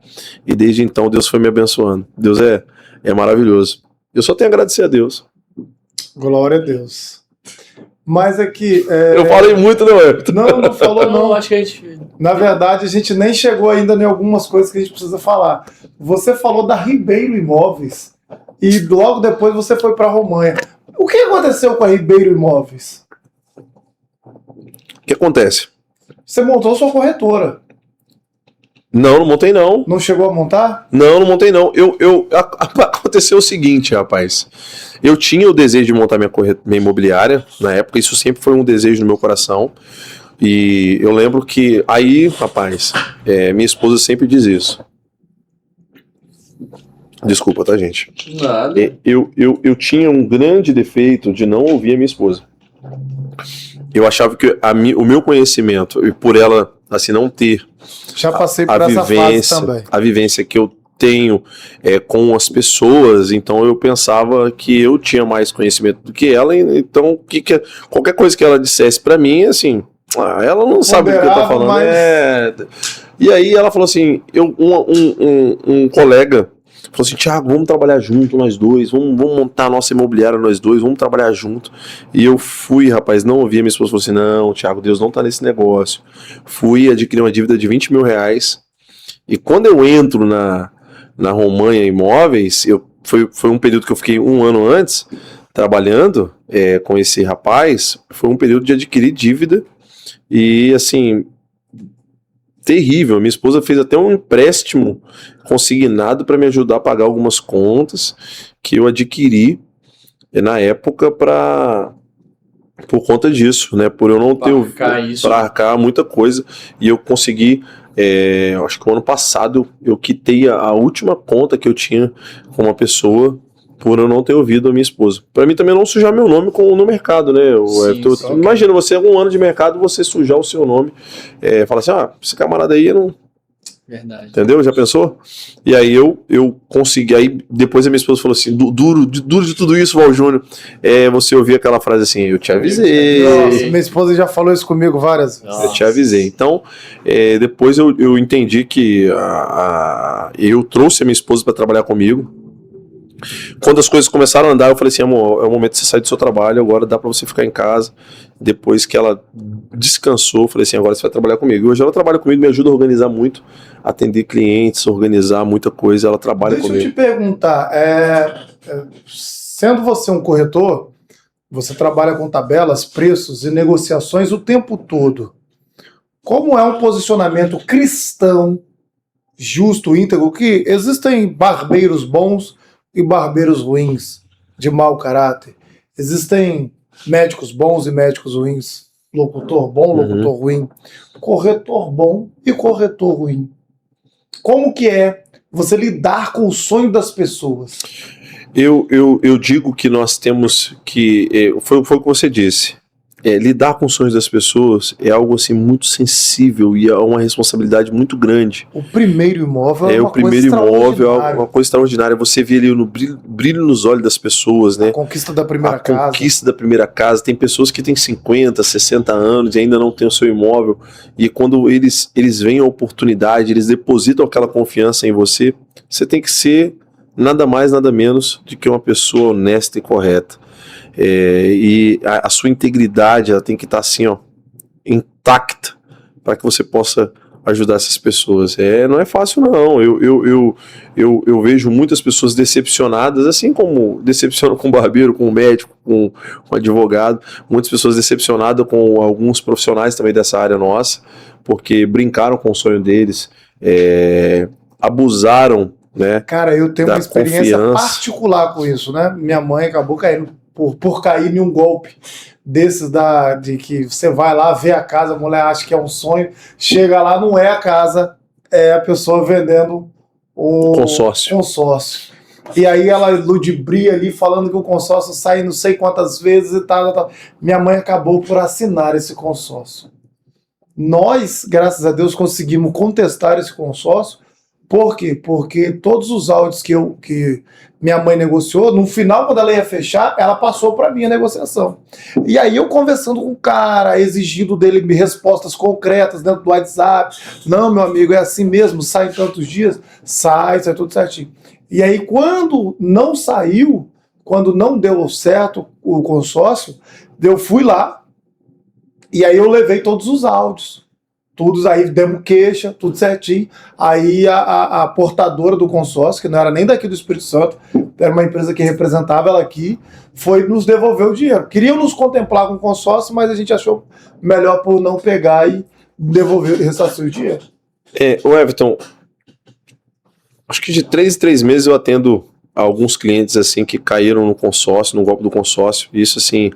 Não existe, não que não exista o consórcio legal, tá? Sério, existem sim. Eu conheço muitas pessoas que trabalham com consórcio, pessoas de confiança, pessoas sérias, honestas, e o consórcio para investimento é muito bom, né? O consórcio para investimento é muito bom, mas quando esses picaretas, essas pessoas de má índole, eles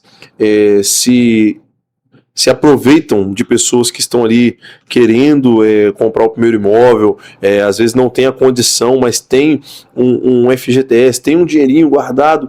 Você imagina, Everton, uma pessoa que ganha aí R$ 1.621, que é o salário mínimo hoje, ela consegue... quantos anos essa pessoa vai conseguir juntar R$30 mil? Durante anos juntando ali, depositando seu sonho. Sim, aí vem o ladrão do consórcio, né? Que não estou falando dos outros consórcios, que são consórcios respeitados. Essas pessoas que falam que vão vender a casa para a pessoa e acabam vendendo. Uma dúvida. Para mim, todo consórcio ele é correto do ponto de vista, porque eu acho que o incorreto é o cara enganado falando que aquilo vai sair rápido, não, ou tem alguma diferença mesmo de consórcio para consórcio? O que acontece? Em si. Existem muitas empresas vendendo consórcio que elas não são legalizadas, né? E aí você também não sabe. Eles falam que eles não são consórcio. Primeiro eles dizem que aquilo ali não é um consórcio. Eles dizem que aquilo ali eles são corretores, já estão enganando. Se você vai ser liberado o financiamento para você, vai ser liberada a carta de crédito com 5 dias, a pessoa que está morando lá, ele está morando lá, mas ele vai ter que sair, ou ele é o proprietário, ele já está querendo vender a casa, e eles conseguem persuadir a pessoa, e a pessoa acaba dando o sinal. Eles falam assim, ó, dá um sinal aí de R$5 mil, R$10 mil, para você segurar. Aí a pessoa, tadinha, vai lá, uma casa que vale R$400 mil, eles falam que a casa é 150 mil, já começaram a mentir aí. aí a pessoa vai, compra aquela como casa. Como funciona, depois que você cai no golpe, como funciona o golpe do consórcio? Pelo menos como funcionou conosco, experiência particular. Anunciam-se uma casa, você entra, eu cheguei aí na casa. Você visita. Falei com o proprietário da casa que estava na casa, que estava tudo certo. Eles nos prometeram a contemplação do consórcio. O golpe está na prometer a contemplação. E aí eles não podem prometer a contemplação, porque isso é contra a lei, não se sabe. E aí, o que acontece? No que eles fazem isso, você já deu sinal, assinou contrato, fez tudo e tal, e tá ali confiando, uma empresa estruturada, tem que ir pagando você mesmo. pesquisa a empresa às vezes, mas o que acontece? O golpe não está na empresa. O golpe não está. Existem empresas idôneas que também estão tendo o nome lesado por algumas pessoas que contrataram, porque o cara que, por exemplo, nos vendeu esse consórcio, ele era um terceirizado da empresa. Então o que acontece? A empresa é física, existe lá uma empresa idônea, fui muito bem atendido por ela, por sinal.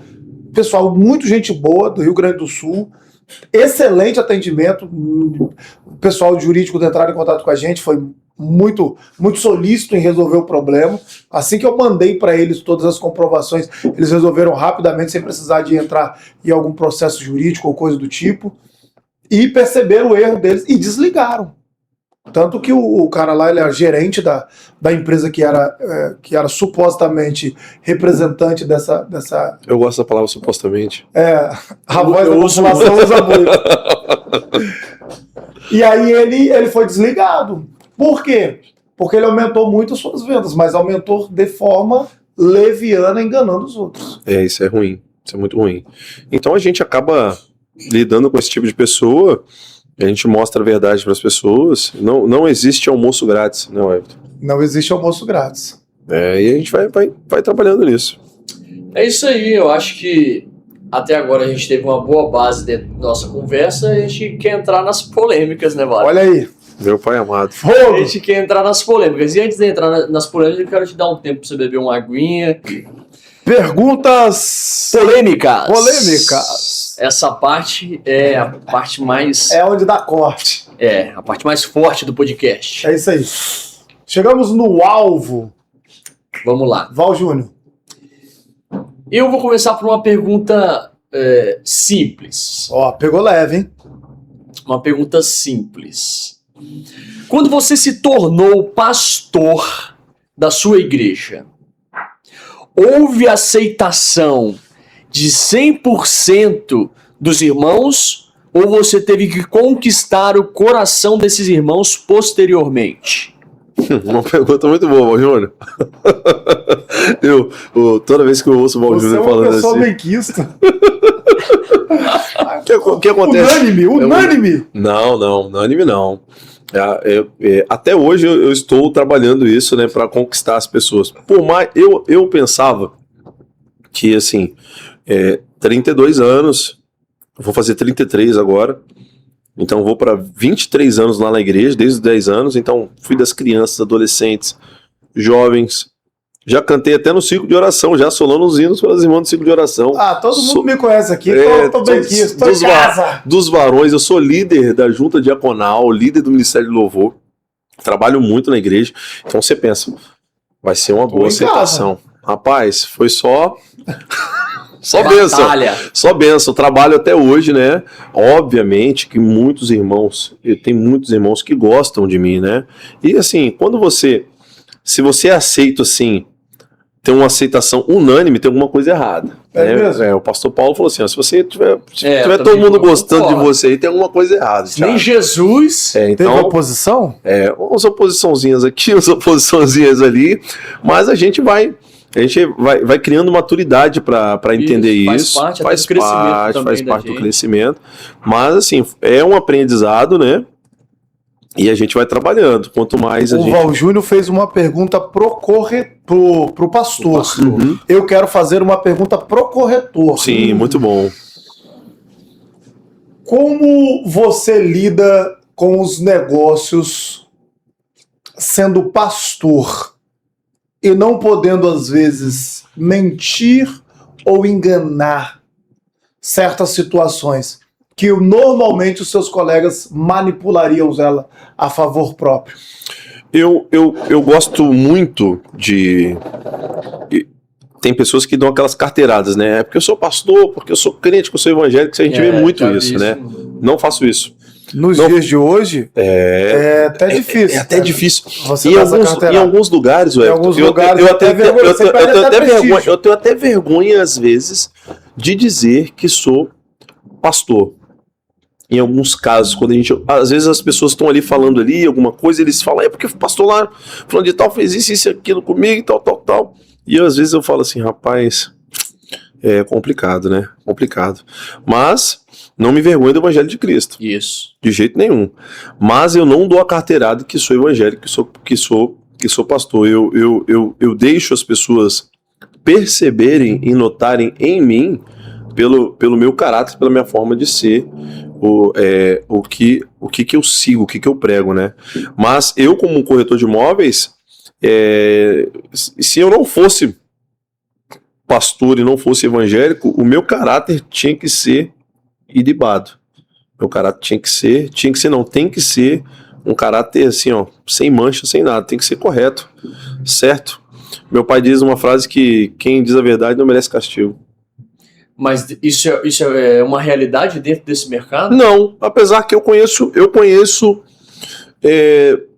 tenho 3 para 4 anos, né, como corretor, então eu conheço, assim, muitos corretores de imóveis, conheço Os 1, 2, 3... de imóveis são conhecidos por ser manobrista ali, dizendo, não sei se é a palavra certa, porque eu não quero subjugar nem pré-julgar ninguém, mas até por ter uma certa malandragem ali, ser malandro ali na hora de negociar os papéis, contratos. Não. Eu conheço 2 ou 3, assim, conheço por ouvir falar de algumas pessoas, né? Porque a notícia ruim ela corre longe, né? Mas 97% dos corretores que eu conheço são pessoas honestas, pais de família, empresários bem-sucedidos, pessoas corretas, íntegras, pessoas que trabalham corretamente. O Edgar Romanha, gosto muito de dizer isso, esse camarada é diferenciado, super honesto. Edgar Romanha, esperamos você aqui, hein? Esse cara, ele, assim, fica chateado, e às vezes com algumas coisas erradas que ele vê e pelo bom caráter que ele tem, um cara muito diferenciado, um cara muito assim, esse querer, essa vontade e essa irritação que ele tem com a desonestidade é algo que chama muita atenção e isso espelha muito e inspira muita gente. Isso é muito bom. Ótimo. Vamos para uma terceira pergunta, que é uma pergunta que nós aqui sempre fazemos quando é uma vertente cristã. Ela já esteve em outros podcasts. Uau! Mas como você também... Falei igual aquele legal agora. Uau! Você permeia a área ali do louvor, porque já teve banda da igreja, né? Sim. Uma banda pop. Banda pop rock. Isso. Eu queria te fazer uma pergunta escaldante e gostaria que você fosse totalmente honesto, de acordo com a sua convicção real. E acredito que será assim. Músico da igreja, músico gospel, pode tocar em barzinho? Sim ou não? Talvez uma explicação mais longa, mais curta. Lógico que pode. Músico gospel pode tocar onde ele quiser. Tudo é lícito, né? Mas convém tocar. Diz que da mesma fonte ela não pode jorrar 2 águas. Sabia? Então, exemplo. Eu já fui músico, né? Mas eu sou músico ainda. Quando falta um músico na igreja, quando falta o reserva do reserva, aí eu vou lá e arranho no violão, eu arranho na bateria, arranho no contrabaixo, arranho no teclado. Mas você tem que ser. Múltiplas formas. O pastor Paulo disse pra mim um dia, falou assim: o cara ser pastor, ele tem que saber arranhar algum instrumento, porque quando faltar alguém, ele tem que estar lá na guitarra, tem que estar fazendo alguma coisa na música. Ele tem que entender, o pastor tem que entender de música, porque o som da igreja dele tem que ser top. Isso. Ele falou assim: o pastor que não entende de música, o som da igreja dele é muito ruim. Eu falei, é verdade, faz sentido. Ele não investe na musicalidade. Mas voltando ao assunto, o músico da igreja, mestre, se você for fazer uma pesquisa, os melhores músicos que nós temos no Brasil, das bandas seculares, das duplas sertanejas que nós temos aí, eles vieram da igreja. Sim. Né? Os melhores cantores, eles vieram da igreja. É verdade. Né? Mas não tem como a gente andar nesses dois caminhos. A gente tem que andar num caminho só. O músico da igreja é o músico da igreja. Servir a Cristo é muito melhor do que servir ao mundo, né? Sim. Então, o músico da igreja... Mesmo se ele for tocar música gospel, se ele for contratado, pra tocar vamos colocar o ambiente no barzinho. Um ambiente hostil ao evangelho. Qualquer ambiente hostil ao evangelho. Você é fã ou hater? Eu sou... Aqui eu faço papel... No A voz da população! A voz da população! O músico da igreja, né, ele obviamente, que a igreja, 99% das igrejas, elas não abençoam os músicos, né? Algumas igrejas ainda chamam o músico de instrumentista. Você quer machucar? Você quer ferir o ego de um músico? É chamar ele de instrumentista. Tocador. Tocador. É isso. A igreja não. E eles vivem daquilo, né? Muitos vivem da música. Muitos não tem outra coisa a não ser viver daquilo ali. Às vezes se profissionalizaram naquilo. E a igreja não reconhece, não tem uma estrutura para isso. E acaba assim, eles acabam sendo tentados a tocarem no mundo, atuarem lá. Assim, falando com o pensamento, tirando o pastor Tiago e falando do pensamento do Thiago Ribeiro, assim, é muito difícil para eles. Eu tenho vários amigos, né, que experimentaram isso. Eles tocavam na igreja e faziam freelance, tocando nas noites para ganhar um dinheirinho, e boa parte deles não conseguiram voltar. Foi o que o Everton falou hoje mais cedo. Eu disse isso hoje mais cedo. E todos que ele conheceu, todos não estão no mesmo lugar que estavam antes. Sim. Foi um caminho sem volta. O mundo é sedutor demais. E eles falam assim, poxa, Thiago, eu queria. Eu tenho um que era da banda com a gente, né, da época, né, e não voltou de jeito nenhum, não consegue voltar, né, tem vontade de voltar e não consegue voltar. Então, assim, é bom que não vá. O músico da igreja, aqui vai um apelo para esses pastores novos que vão vindo, né? Vamos olhar com um olhar diferente para a musicalidade, vamos investir nesses músicos, vamos valorizá-los, né? Vamos investir nessa juventude e criar um mecanismo, né, para que a gente possa abençoar mais esses músicos aí. Sendo jovem e a sua ascensão, hoje espiritualmente e fisicamente, materialmente bem sucedido, como que é lidar com as pessoas desejarem estar com você e também, assim, algumas mulheres que acham que você é um cara bem sucedido, novo e jovem, talvez não conhece a sua esposa, não vou dizer que é tentador para você, mas elas se inclinam lidar com esse assédio. Como é isso? Assim, existe esse assédio? Não existe? Existe. Pela autoridade, Existe sim. Pela autoridade, pelo cargo que você ocupa, tanto dentro da igreja ou fora da igreja. Assim, na igreja não muito, né? Mas como corretor de imóveis, acaba acontecendo, as pessoas confundindo um pouco as coisas. Por eu ser... Eu tenho trabalhado... Carismático. Eu tenho trabalhado muito isso, né? Por eu me expressar bem, falar bem, né? E se você for entrar na página do meu Instagram, tá lá sempre a minha família, né? Eu deixo a minha família ali, eu dou ênfase ali nisso, sempre. Destaque. Qualquer assunto que eu puder, eu sempre cito a minha família, os meus filhos, a minha esposa. Minha esposa, eu sempre falo, minha esposa trabalha comigo. Eu falo assim, você vai estar falando com a minha esposa no telefone. Eu crio os grupos no WhatsApp eu falo assim, no grupo do WhatsApp tá eu e a minha esposa e a gente vai conversando. Eu sempre vou eu vou eliminando essas brechas assim para que eu não tenha nenhum problema que as pessoas possam confundir. Mas não é fácil não, a gente vai rompendo, né? Não é fácil. Você vai criando algum mecanismo para poder escapar desse assédio, sem precisar ser ignorante. Mas teve algum ponto fatídico que você precisou cortar? Ah, teve sim. Assim que eu comecei a ser corretor de imóveis, aparecer no Instagram, antes eu não aparecia no Instagram, tinha muita vergonha da câmera, entrou em contato comigo uma cliente, uma suposta cliente no Instagram, e aí a gente queria comprar um apartamento. Isso foi engraçado. E aí como você está começando a vender, você quer na ânsia da venda, você dá atenção para o cliente. Isso. E aí ela conversou comigo durante o sábado, aí às 4 horas da tarde ela parou, quando foi umas 21 horas ela falou assim, Thiago, tá aí, tá podendo falar? Eu falei assim, tô podendo falar sim, pode falar.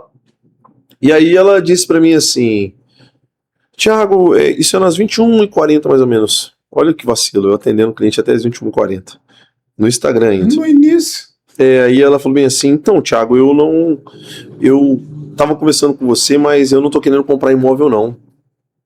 Aí eu falei assim, não tá querendo comprar não? Então tudo bem. Ela falou assim, não, porque eu me interessei muito em você, vi que você é um rapaz bonito, bem apessoado, e aí eu queria ver com você, se a gente tem como a gente se encontrar. E eu falei assim, minha querida. A Jezabel aparecendo aí. Eu mostrei pra minha esposa, né? Eu falei assim, olha isso aqui, amor. Aí eu falei assim, olha, eu vendo imóveis, tá, moça? Então eu tô encerrando essa conversa aqui, bloqueei a mulher e acabou. Exatamente, curto e grosso. Tem que ser, porque senão você acaba entrando...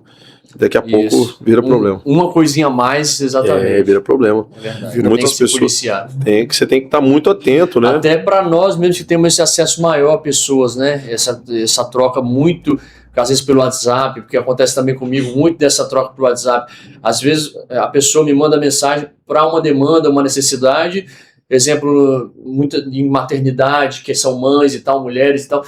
E aí você tem que ter essa cautela também de mostrar sempre um profissionalismo do ponto de vista da forma que fala e tal, sempre ter uma postura muito, tentar ao máximo ser uma postura ilibada para que a pessoa também, para que não dê brecha naquele contexto ali para qualquer tipo de interpretação também. Sim, entendeu? Nós vivemos numa sociedade onde assim, as pessoas não conseguem interpretar um ponto no i. Isso, exatamente, às vezes uma escrita que a pessoa não consegue interpretar corretamente pode parecer algo...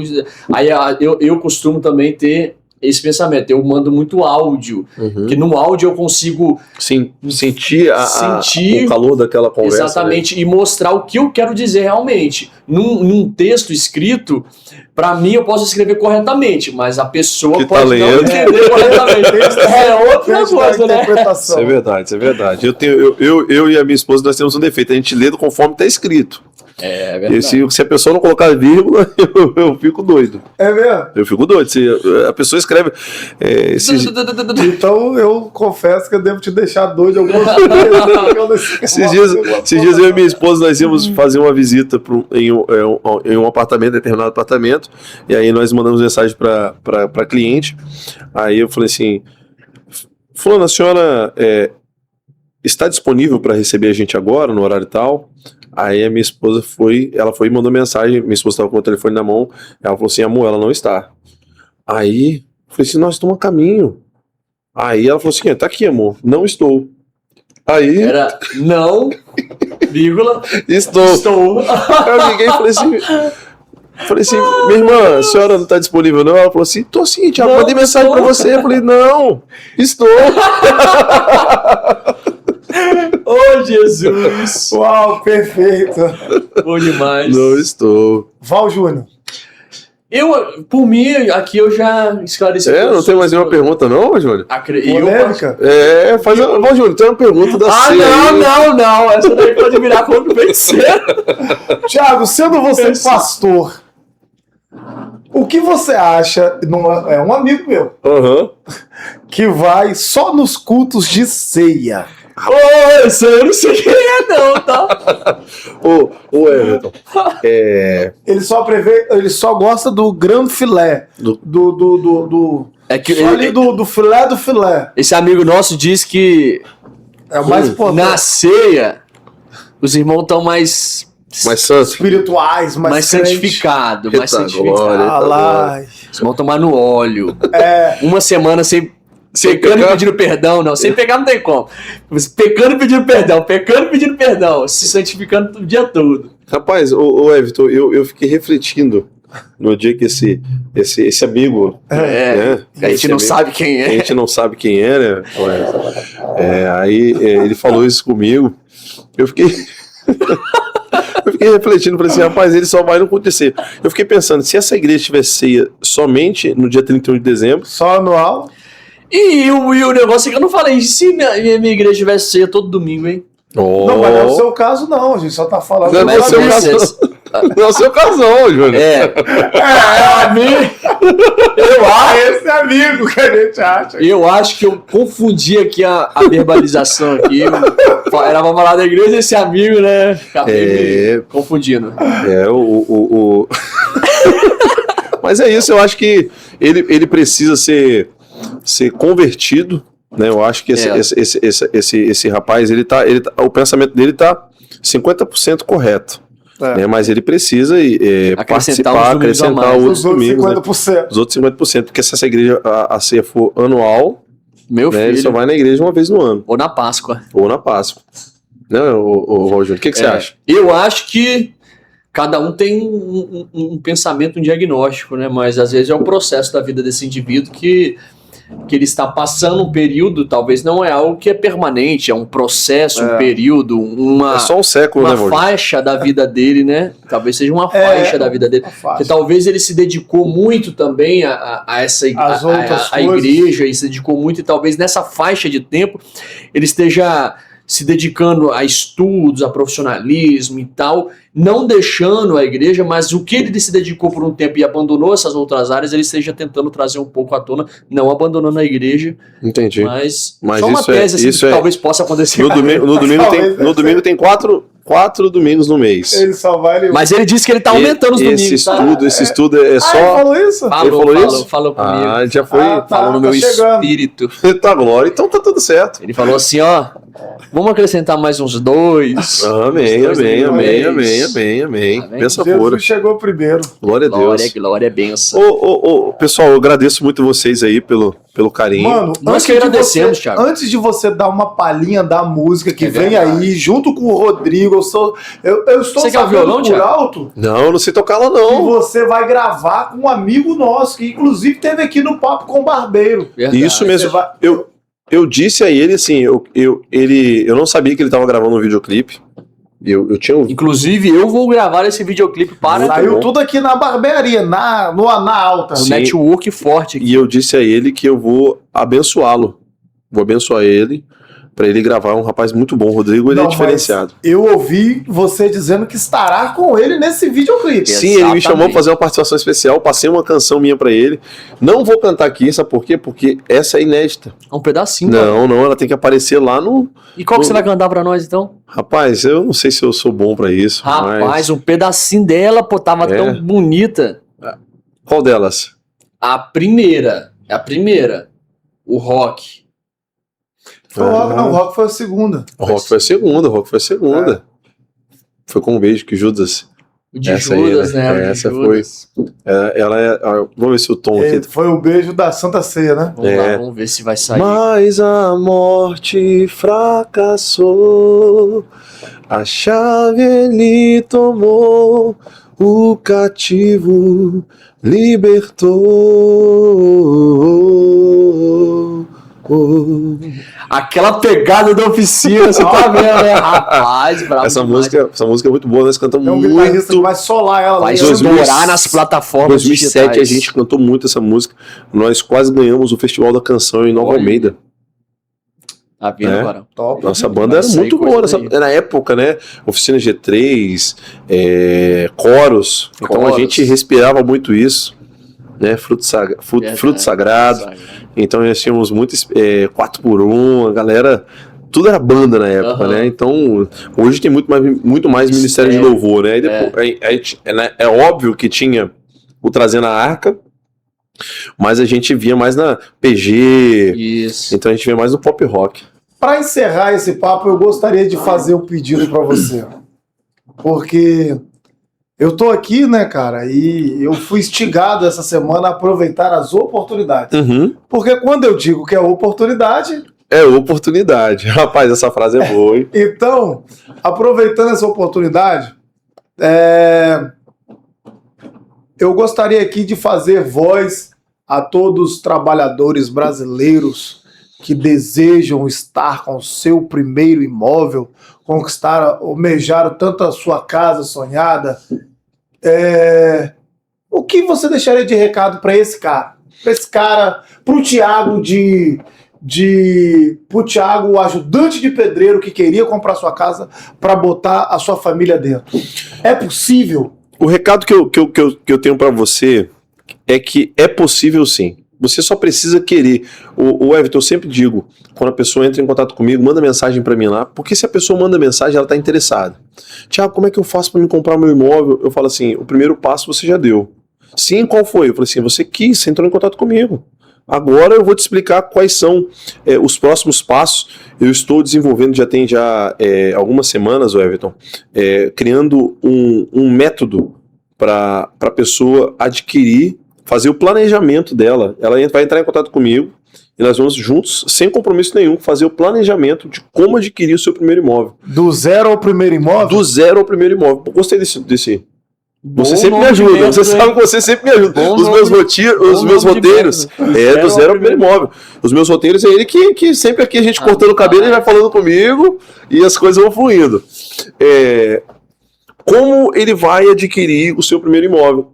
Gostei do nome, do zero ao primeiro imóvel. É porque todo mundo que acha, ele sempre acha que ele não tem nada, que não tem condição. E às vezes existem formas, mecanismos, estratégia, existem subsídio, tem. Porque às vezes ele só está pensando no dinheiro. Às vezes ele está pensando no recurso que ele tem. Exatamente, no recurso que ele tem. E às vezes existem outras formas de alcançar isso. E é possível. Eu já perdi as contas de quantas pessoas, quantas famílias eu consegui, né? Foram abençoadas por Deus através de mim, porque vieram até mim, assim, eles pensavam que eles não tinham nada. Depois eles conseguiram comprar uma casa, comprar um apartamento, às vezes com entrada zero. A pessoa acha que não tem jeito, fala assim, só preciso que você tenha paciência. E seja fiel comigo ali, porque eu vou conseguir. Eu vendi um apartamento pro meu cunhado, com 19 anos. Sabe quantos que ele deu de entrada? Chuta. Zero. Do zero ao primeiro imóvel. Gostei dessa frase. Nós realizamos aqui, ó. Sim. Do zero ao primeiro imóvel. Gostei. E é possível. Entre em contato comigo.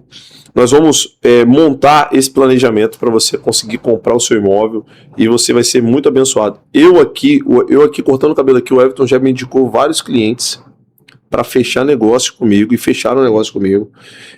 O Everton sempre vai... Aqui, nessa barbearia aqui, eu venho cortar cabelo aqui, sou muito abençoado aqui. Aqui. É uma bênção mesmo. A gente vai conversando com clientes vão indicando outras pessoas, e aí eles falam assim, ó, eu tenho um corretor, é igual um advogado, o corretor vira advogado. É o meu corretor, entra em contato com ele lá que você vai conseguir comprar. E assim vai acontecendo, e a benção pura. Verdade.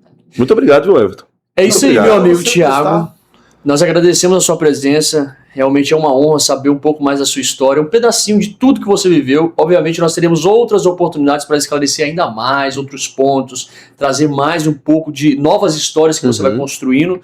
Mas nós agradecemos sua presença aqui hoje.